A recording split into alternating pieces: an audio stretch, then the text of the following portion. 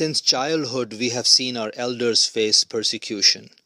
Whether it was the mullah in Pakistan or the Islamophobic rhetoric in USA today, these bullies have always called for the destruction of Islam and Ahmadiyyat.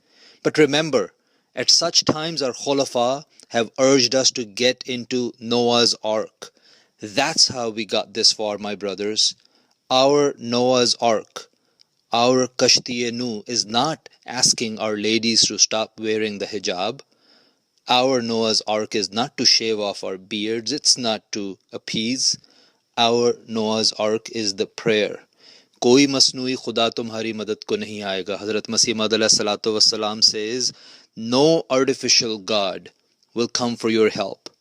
No worldly power has ever rescued Islam and Ahmadiyyat.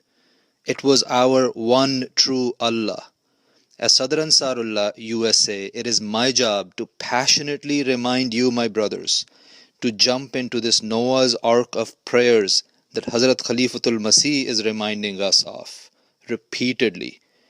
It's your job as fathers and husbands to tell your families to stop trying to fit in when they are born to stand out. Stand out by doing extra nafal every day.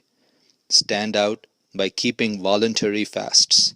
And stand out by reciting Khilafat centenary prayers. We can rely on worldly means and perish, like Noah's son. Or we can follow our Imam and jump in the Noah's Ark of piety and prayers. And then our children will remember these days and they will have a story to tell in years to come. I hope you make the right choice. Assalamu alaikum wa rahmatullah.